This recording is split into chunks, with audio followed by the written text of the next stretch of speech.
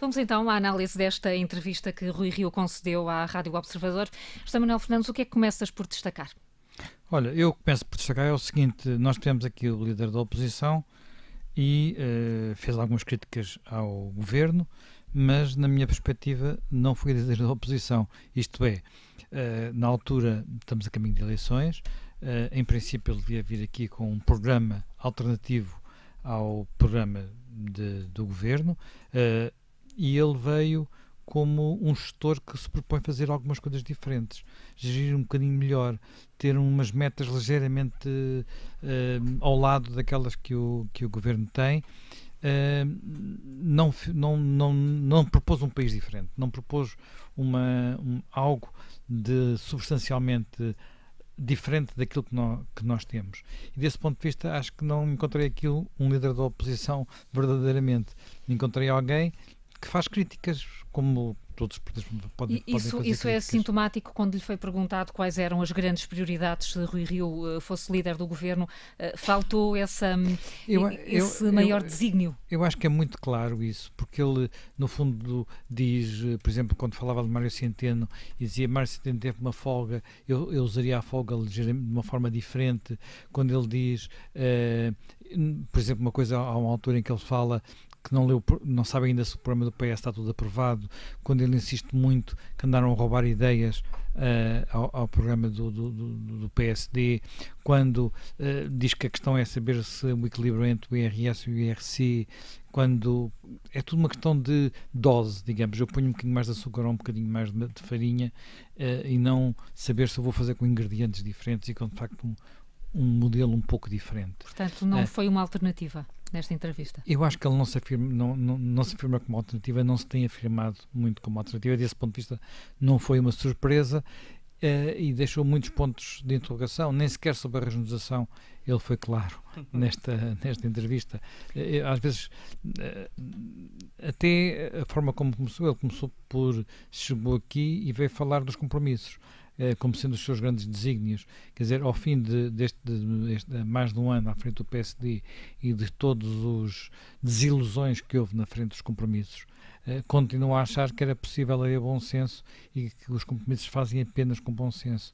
Eu acho que os compromissos fazem não com bom senso, mas com algo que é muito diferente do bom senso, que é a afirmação de posições diferentes, distintas, e depois negociação e encontrar os pontos onde é possível encontrar, fazer pontes. Portanto, não é bom senso, é eu tenho esta posição, tu tens aquela posição, vamos ver onde é que nós nos podemos encontrar. Não é achar que nós temos um bom senso e pontos comuns. Judite França, também por aí encontraste falta de alternativa nas propostas que ouvimos hoje do Rui Rio? A frase de a sensatez é um bem escasso que Rio diz a dada altura da entrevista vai, enfim, em linha de conta com aquilo que estava o Zé Manel a dizer, sobretudo porque Rio tem esta honestidade, às vezes até um bocadinho desarmante e muito pouco própria do combate político, sobretudo do combate político muito quente como ele está nesta altura, em que é preciso, se calhar, como dizia o Zé Manel, extremar um pouco a posição numa apresentação da alternativa para depois então conseguir a tal negociação. Mesmo nas críticas, Rio é pouco contundente, porque não quer, no fundo nunca extrema nada, mesmo quando fala dos incêndios diz, bom, também não se pode ir para lá gritar com o governo e até podia pôr um capacete de bombeiro, ficava o decor bem feito, como quem diz, eu nunca faço parte do jogo e do teatro político, estou sempre numa outra posição, enfim, de maior estadista. Não é preciso fazer jogo de teatro político, não é preciso andar a fazer, com o chapéu de bombeiro não é preciso fazer de bobo para fazer isso. Mas o Rio utiliza isto como metáfora, não é? Não utiliza isto como uma situação concreta, mas acaba por dizer que não entra neste jogo, nem sequer para fazer uma crítica mais afirmativa e mais contundente que podia permitir-lhe, lá está, fazer a diferença com o Partido Socialista. E ele não quer fazer isso. Por exemplo, no caso do IRC, que eu achei aqui um pormenor interessante, em que ele diz, se agora prometem baixar o IRC, porque é que não o fizeram anteriormente? E depois responde, sim, porque o PC e o Bloco de Esquerda nunca teriam deixado e teriam começado a falar no grande capital.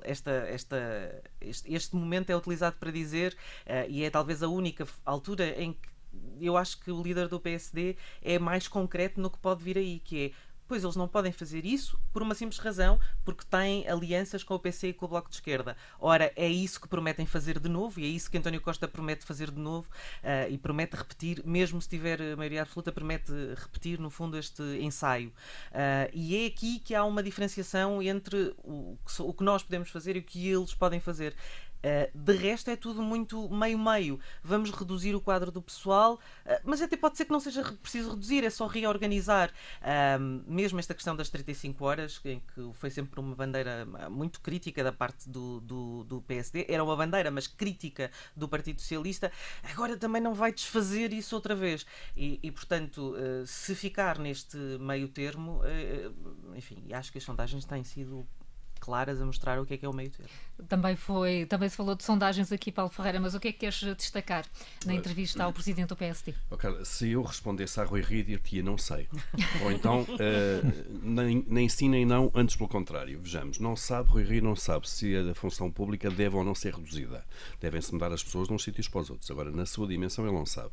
Não sabe se é favorável ou não à regionalização, que é um tema magno no país e vai estar na agenda.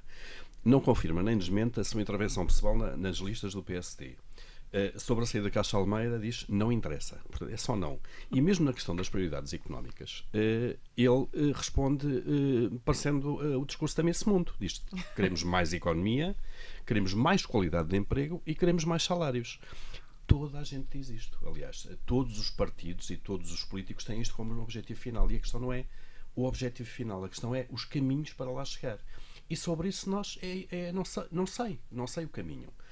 Nós estamos a 2 meses e meio de eleições. As sondagens, como já falámos, por menos que o Rui Rio goste delas, são o que são, e não se costumam enganar assim tanto, as sondagens nacionais. Ele apontou o exemplo das sondagens dele para a Câmara do Porto. Foi uma situação muito especial e muito específica.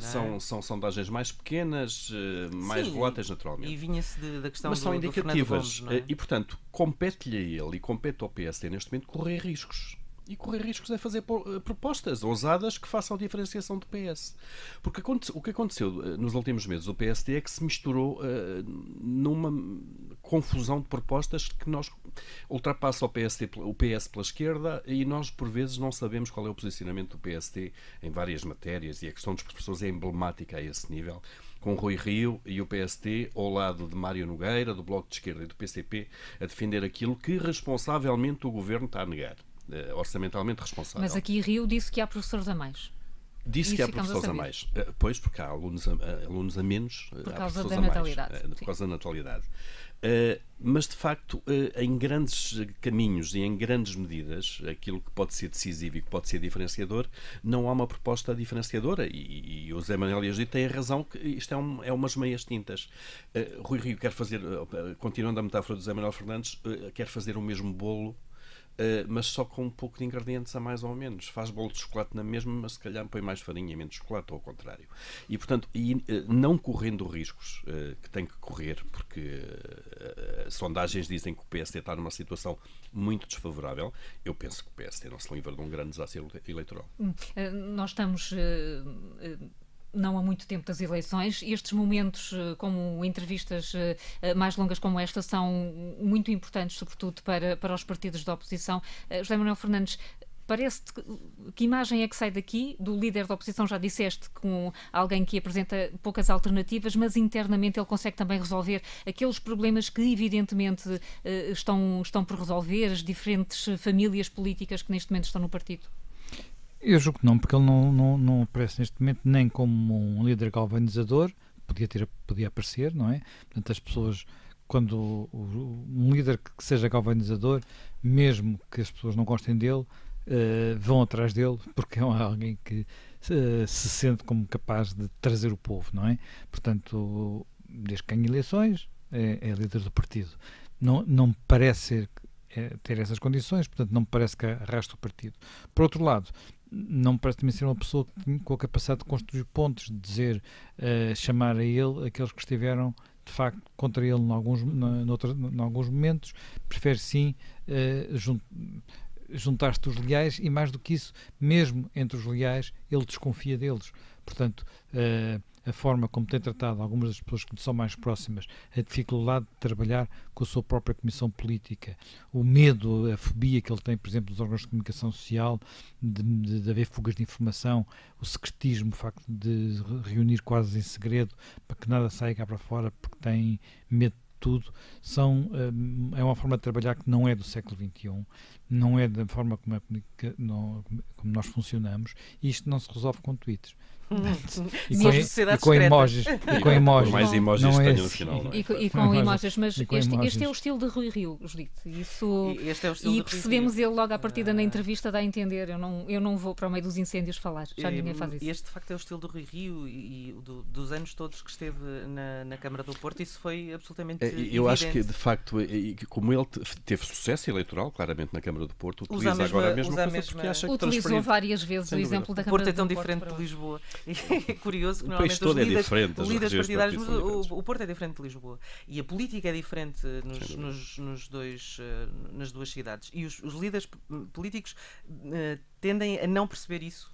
Fernando Gomes também não percebeu quando esteve como ministro cá, e portanto tendem a não perceber esta diferença. Já deveria ter entrado, digamos, no senso comum, mas de facto Rui Rio não gosta muito de receber conselhos e é uma pessoa muito como dizer? Teimosa. Obstinada. Obrigada, Carla, era isso. Muito determinada, sim.